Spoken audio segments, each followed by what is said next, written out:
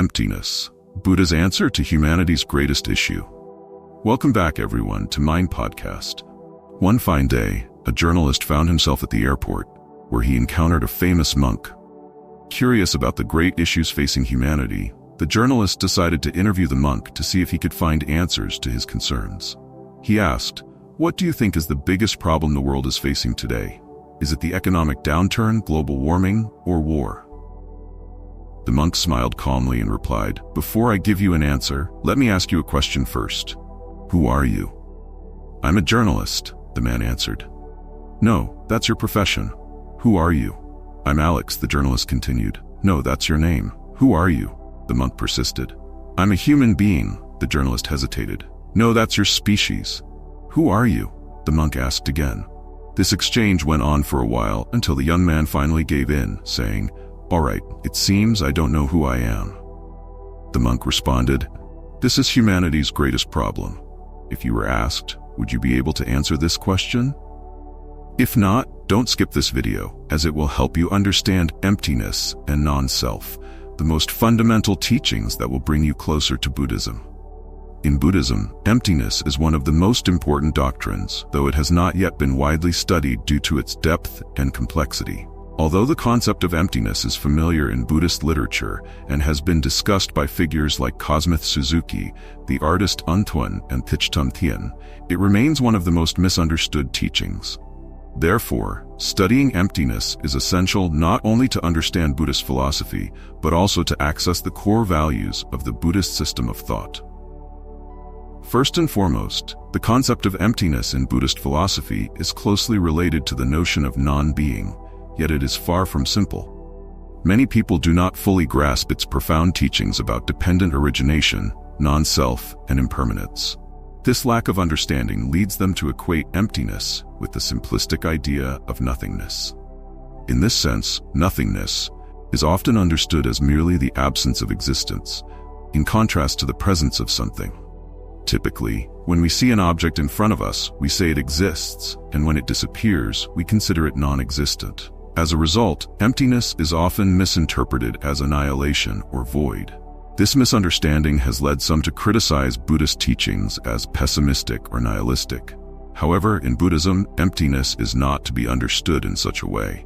It refers to a dynamic and vibrant state, existing in harmony with the endless rhythms of creation and dissolution.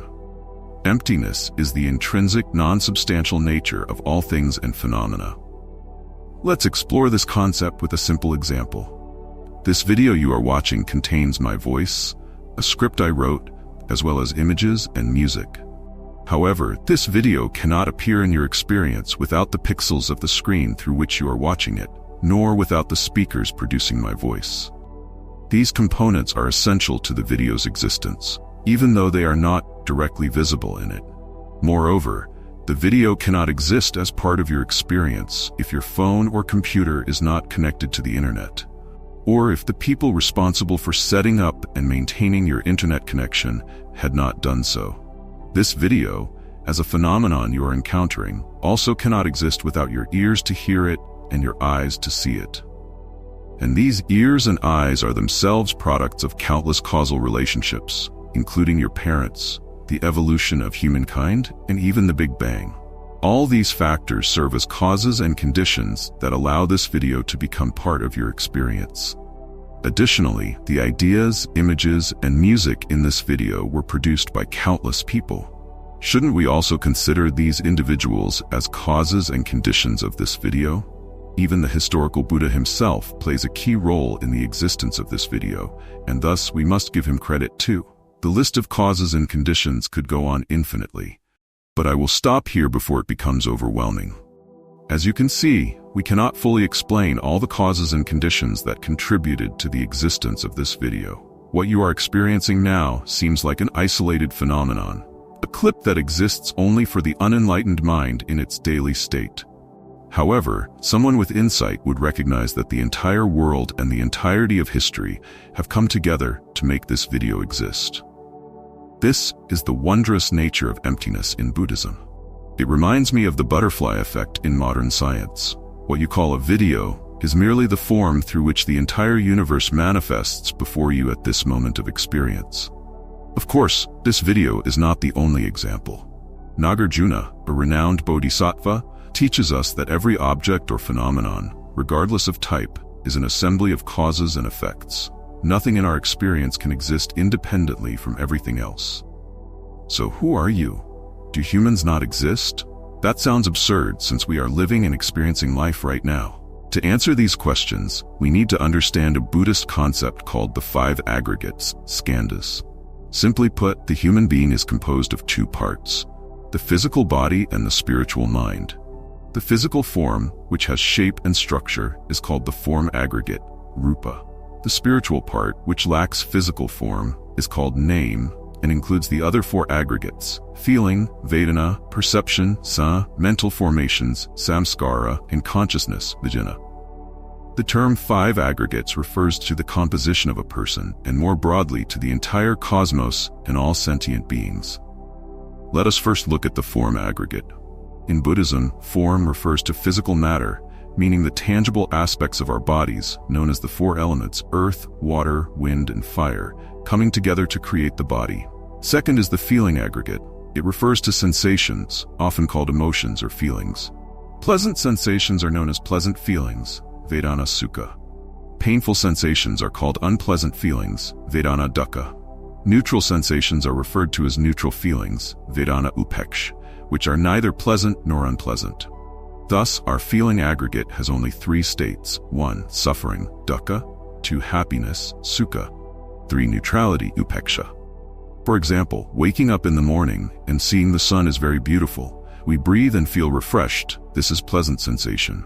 At noon, if we encounter something undesirable, like falling, being cold, or losing possessions, that is when suffering sensation arises.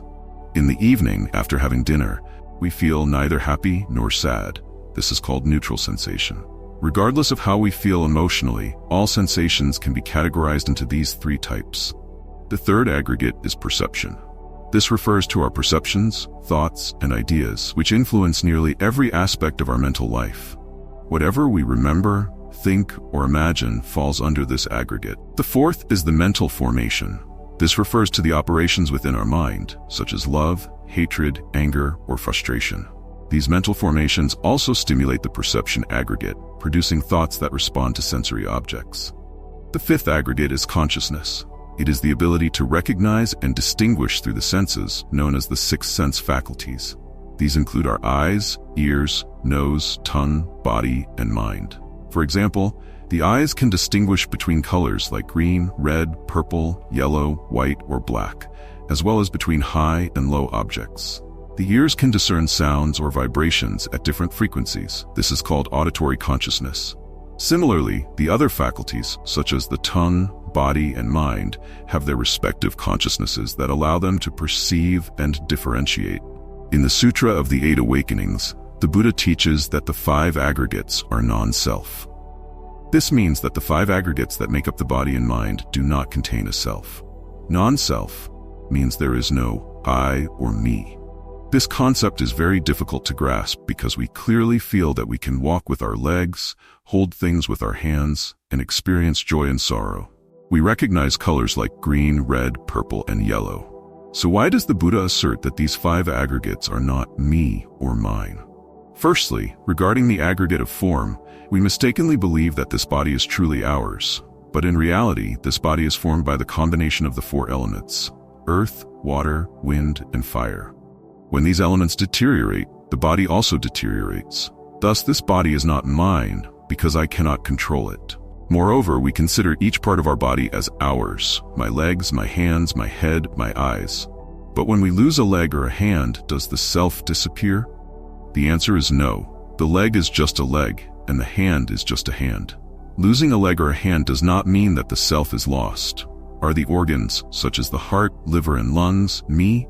We also know the answer is no. The heart is just a heart, and the liver is just a liver. For instance, if we donate our liver to someone else, the self does not transfer to that person. If the heart stops beating, it can be replaced with a new heart, and the body will continue to function. Similarly, any other part of the body can be removed or replaced without the self being lost. Therefore, we can conclude that this body, or the aggregate of form, is non-self. it does not contain a self. Secondly, regarding the aggregate of sensation, we observe that sensations change constantly. Sometimes we feel joy in the morning, pain at noon, and calmness in the evening. So, which sensation is me? If joy is me, then suffering cannot be me. If suffering is me, then joy cannot be me. Thus, none of the three types of sensation, pleasure, suffering, or neutral feeling, is me. Joy is just joy, and suffering is just suffering. If things can change beyond my control, this is also the objective perspective of Buddhism, which refers to it as vipassana, insight, the clear, discerning observation of truth. Thirdly, regarding the aggregate of perception, sankhara, is thought or imagination truly me? If we pay attention, we see that our thoughts change constantly and flow endlessly without pause. We think about everything, from matters high and low, from east to west, from one thing to another. In this way, we observe that thoughts shift continuously, with no stable sense of self attached to them. Fourthly, with respect to the aggregate of mental formations, sankharas, which includes likes, dislikes, desires, and aversions, do we truly see these as ours? When I like something, I don't feel repulsed, but when I dislike something, I feel aversion. Yet if love were truly me, then who am I when hatred arises? When we are happy, we believe, I am happy. But when we are sad, do we not also believe, I am sad? Since mental formations constantly change, they cannot be identified as me. Fifth, in relation to the aggregate of consciousness, vijnana, consciousness refers to our ability to recognize and distinguish things. However, our recognition shifts with different circumstances. In a cheerful situation, we feel joy and excitement, while in conflict, we feel sorrow and distress. Therefore, this awareness cannot be considered me, as I do not have full control over it. Thus, through analyzing the aggregates of form, rupa, sensation, vedana, perception, sankhara, mental formations, sankharas, and consciousness, vijnana, we find no fixed self in any of them. And yet, we have long misunderstood this body and mind to be real. From this misunderstanding, we have created endless suffering for ourselves and others. We are familiar with Sophia, the intelligent robot, who has been programmed with vast amounts of data. She can answer any question asked of her and exhibits a full range of emotions, such as happiness, sadness, anger, and affection. She speaks of love and behaves as if she were human. At such a level of intelligence and responsiveness, we might believe that this robot possesses a soul or an inner self. However, we know for certain that she is merely a machine without any true self within. Similarly, when we observe ourselves, we see that our bodies function like machines. We believe there is a self within our bodies, but when we carefully examine and analyze, we discover that no such self exists. This is the unique insight that Buddhism offers. For so long, we have been living with the illusion of self. However, those who practice the Dharma will clearly realize the truth in what the Buddha taught. There is no self within this body. Understanding the principle of anatta, non-self, that there is no inherent self, brings great benefits. When we grasp the truth of non-self, we will live more peacefully because we no longer cling to the idea of I or mine. We will understand that all the suffering in the world arises from our mistaken belief that this body and mind contain a self. The Buddha, with his profound wisdom, comprehended all phenomena in the universe. He revealed to humanity that both the body and the mind are merely combinations of conditions, subject to the law of impermanence. There is nothing within them that is truly me or mine. We must contemplate and reflect deeply to truly penetrate and understand the truth of non-self in this life. If we wish to progress on the path of Buddhist practice, we must see things as they truly are. There is no self within the body and mind.